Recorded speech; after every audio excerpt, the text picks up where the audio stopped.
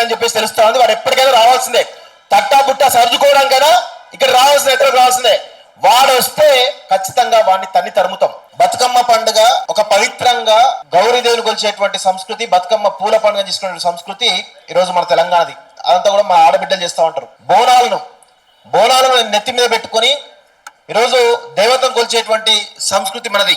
ఆ బోనాలను పెట్టుకున్నది ఒక స్త్రీ, అది అట్లా మనం గౌరవించుకుంటాం స్త్రీలను. అదే ఆంధ్రప్రదేశ్ విషయానికి వచ్చినట్లయితే, ఆంధ్ర విషయానికి వచ్చినట్లయితే వాళ్ళ సంస్కృతి ఏంటి అంటే భోగం మేళం, లేకపోతే రికార్డింగ్ డ్యాన్సులు. సంక్రాంతికి ఈ మధ్య కొత్త కల్చర్ స్టార్ట్ అయింది. మన తెలంగాణ నుంచి కూడా సంక్రాంతికి పోతున్నారు.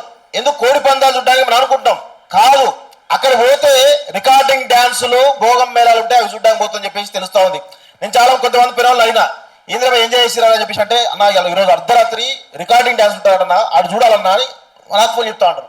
అంటే గలాంటి సంస్కృతి ఈరోజు ఆంధ్రప్రదేశ్ సంబంధించిన సంస్కృతి. అంటే ఎందుకు చెప్తున్నాం ఇదంతా అంటే, మీరు మా మీద, మా అస్తిత్వం మీద, మా భాష మీద దాడి చేస్తుంటే 100% మీ పైన కూడా ఇదే విధమైనటువంటి దాడి ఉంటుంది అనేది కూడా గుర్తుపెట్టుకోవాలి.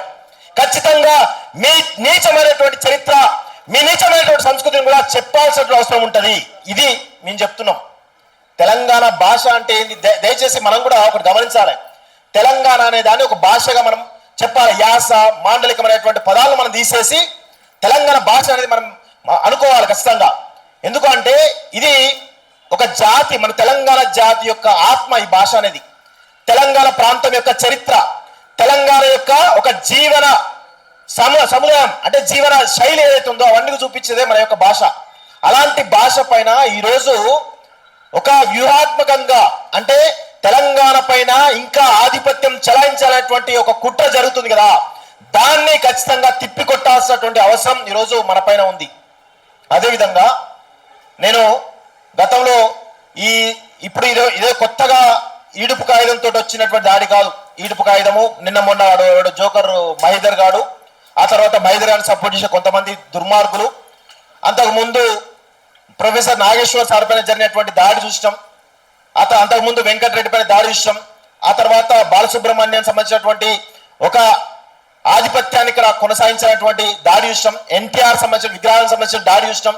ఇలా చెప్పుకుంటూ పోతా ఉంటే 2014లో కేసీఆర్ ముఖ్యమంత్రి అయినప్పటి నుంచి ఇప్పటి వరకు కూడా, తెలంగాణ రాష్ట్రం వచ్చినప్పటి నుంచి ఇప్పటి వరకు కూడా 12 సంవత్సరాల 13 సంవత్సరాల కాలంలో కూడా ఈ దాడి కొనసాగుతూనే ఉన్నది. దీనికి ప్రధానమైనటువంటి కారణం, మూలాలు ఎవరున్నారు ఏంది అని మనం వెతికితే ఖచ్చితంగా మన పాలకులే దీనికి ప్రధానమైనటువంటి కారణం. ఈ పాలకులు ఎవరైతే ఉన్నారో మనం ఈ పాలకులను ఫస్ట్ తన్నాలి. ఈ పాలకులను అన్నాలి. ఈ ఎవరైతే మన పైన ఆధిపత్యం చెలాయిస్తున్నారో వాళ్ళని తరమాలి. కాళోజీ ఏం చెప్పిండు? ప్రాంతేతర ద్రోహం చేస్తే ప్రాంతం నుంచి తరిమి కొట్టాలి, ప్రాంతం వారే ద్రోహం చేస్తే ఈ ప్రాంతంలోనే బొందేసి పాత్ర పెట్టాలని చెప్పేసి చెప్పిండు. ఇవి ఈ రోజు కాళోజీ గారిని గుర్తు చేసుకొని ఈ యొక్క కొటేషన్ అయితే దాని ప్రకారం మనందరూ చేయాలి. ఈరోజు రేవంత్ రెడ్డి ముఖ్యమంత్రి అయిన తర్వాత పకడ్బందీగా ఇంకా పెద్ద ఎత్తున దాడి కొనసాగుతూ ఉంది. నాకు తెలిసి రేవంత్ రెడ్డి ఇటు మోడీకి, అదేవిధంగా చంద్రబాబుకి, మోడీకి సామంతరాజు చంద్రబాబు అయితే చంద్రబాబుకు సామంతరాజు రేవంత్ రెడ్డి అని చెప్పేసి చాలా స్పష్టంగా మనము అందరం కూడా ప్రజలకు చెప్పాల్సిన అవసరం అయితే ఉంది. ఇప్పుడు తెలంగాణ సంబంధించినటువంటి ఈ సీఎం అంటాం కదా, సీఎం ఆఫీస్ అంటాం కదా, ఈ సీఎం ఆఫీస్ అంతా ఎవరి కంట్రోల్లో ఉందండి? మొత్తం ఆంధ్రప్రదేశ్ సంబంధించినటువంటి టీడీపీ కంట్రోల్ ఉన్నది, పేర్లతో సహా మనకు తెలుసు. ఈరోజు రెరా చైర్మన్ గా శ్రీనివాసరాజు నియమితులైండు. ఎవరాయనే? ఆంధ్ర సంబంధించిన వ్యక్తి. ఎందుకు నియమింపడ్డాడు? ఇక్కడ ఉన్నటువంటి రెరాలో వెంచర్లు కానీ, గేటెడ్ కమ్యూనిటీ కానీ నిర్మాణం చేయాలన్నా కానీ, ఏం చేయాలన్నా కానీ రెరాలో పర్మిషన్ తీసుకోవాలి బిల్డర్లు. సో ఇప్పుడు ఆ బిల్డర్లు ప్రతి ఒక్కరు కూడా పర్మిషన్ అప్లై చేయాలి. కాబట్టి ఈ 2 సంవత్సరాల కాలంలో ఆ బిల్డర్ నుంచి, ఆ వెంచర్ నుంచి, గేట్ కమిటీ నుంచి రకరకాల ద్వారా కమిషన్లు దుబ్బించిన ఒక ప్రయత్నం జరుగుతోంది. దానికి ఎవరిని పెట్టిన ముందు ఒక ఆంధ్రాకు సంబంధించినటువంటి రాజును పెట్టిరు.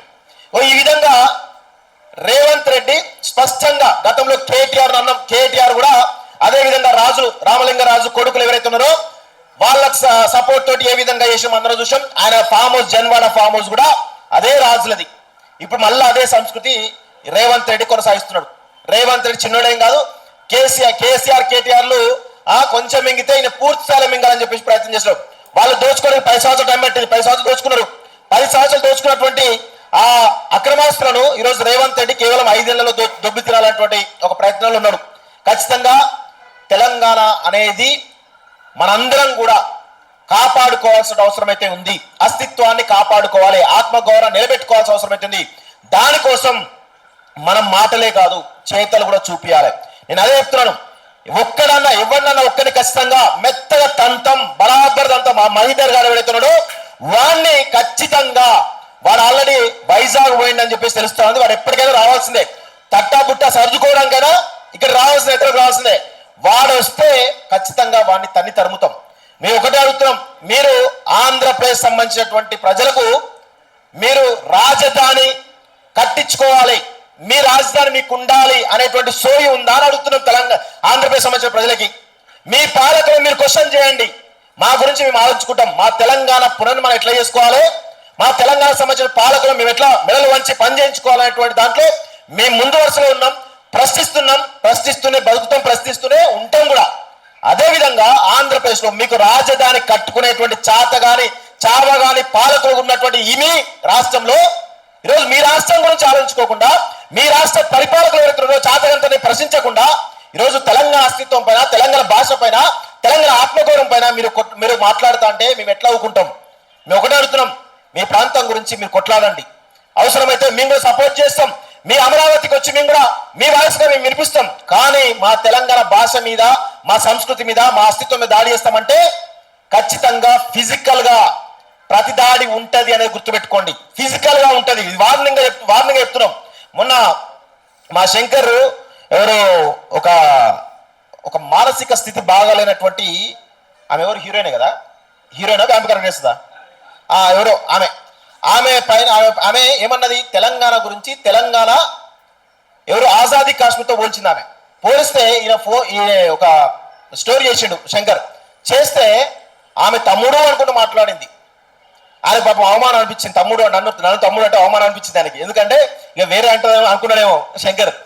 సో మీరు ఆ తర్వాత ఆమె ప్రొఫైల్ చూస్తే మొత్తం ఆమె యొక్క మానసిక స్థితి సరిగా లేదని అనిపించింది. ఆమెకు ఒకసారి మైగ్రేన్ అంటది, ఒకసారి పిచ్చి పిచ్చి ఏడుస్తుంది, ఒకసారి పిచ్చి పిచ్చి చేస్తుంది, ఒకసారి నాకు సంబంధం లేదంటది, ఏదో అంటది. అలాంటి మానసిక స్థితి సరిగా లేనటువంటి వాళ్ళు ఈరోజు మన తెలంగాణ గురించి, మన తెలంగాణ భాష గురించి, అస్తిత్వం గురించి మాట్లాడుతూ ఉన్నారు. ఇలాంటి వాటిని ఖచ్చితంగా తెలంగాణ సమాజం సహించదు, పూర్తిగా ఖండిస్తుంది. దయచేసి మా తెలంగాణ అనేది యుగాల చరిత్ర, ఇది యుగాల చరిత్ర మీద ఆధారపడి ఈరోజు మన నిర్మాణం జరిగింది. తెలంగాణ గురించి చెప్పాలంటే ఈ ప్రపంచానికే ఉద్యమ పాఠాలు నేర్పినటువంటి గడ్డ ఇది. మావోయిస్ట్ ఉద్యమం కావచ్చు, వందే మాతర ఉద్యమం కావచ్చు, తెలంగాణ ఉద్యమం కావచ్చు, కమ్యూనిస్ట్ ఉద్యమం కావచ్చు, ఏ ఉద్యమం తీసుకోండి, స్వాతంత్ర ఉద్యమం నుంచి మొదలుపెట్టుకుంటే ఏదైనా సరే ప్రతి ఉద్యమానికి ఈరోజు ఆయువు పట్టునిచ్చింది తెలంగాణ అనేది గుర్తుపెట్టుకోవాలి. అలాంటి చరిత్ర అంటే మన తెలంగాణ గురించి చెప్పాలంటే పుంకాలుగా చరిత్రలు బయటకు వస్తాయి, పుంకాలు ఉద్యమకాలు బయటకు వస్తారు, పుంకాలుగా ఇక్కడ పాటలు బయటకు వస్తాయి, ఇక్కడ జానపదాలు బయటకు వస్తాయి, ఇక్కడ కళాకారులు, కళాకారులు, మేధావులు అనేక రకాలుగా బయటకు వస్తారు. కానీ ఆంధ్రప్రదేశ్ గురించి మాట్లాడదామంటే ఏమొస్తుంది? భోగం మేళాలు వస్తాయి, రికార్డింగ్ డ్యాన్స్లు వస్తాయి, ఇంకా రకరకాల చరిత్రలు చెప్పుకుంటే సిగ్గు అవుతుంది. అలాంటి చరిత్రలు బయటకు వస్తాయి. తెలుసుకోండి తెలంగాణ చరిత్ర ఏంటిది, తెలంగాణ ఉద్యమ నేపథ్యం ఏంటిది, ఇక్కడ జరిగినటువంటి ఉద్యమాలు ఏంటివి, అవన్నీ కూడా తెలుసుకుంటే కొంచెం జ్ఞానం వస్తుంది. ఇప్పటికైనా తెలంగాణ భాష మీద, తెలంగాణ అస్తిత్వం మీద, తెలంగాణ ఆత్మగౌరవం మీద దాడి చేస్తాం, అవాకులు చవాకులు పేరుస్తామంటే ఖచ్చితంగా ప్రతి దాడి ఫిజికల్ గా ఉంటది అనేది మరొకసారి నేను వార్నింగ్ ఇస్తూ ఈ అవకాశం ఇచ్చినటువంటి ఈ వేదికకు ధన్యవాదాలు. జై తెలంగాణ.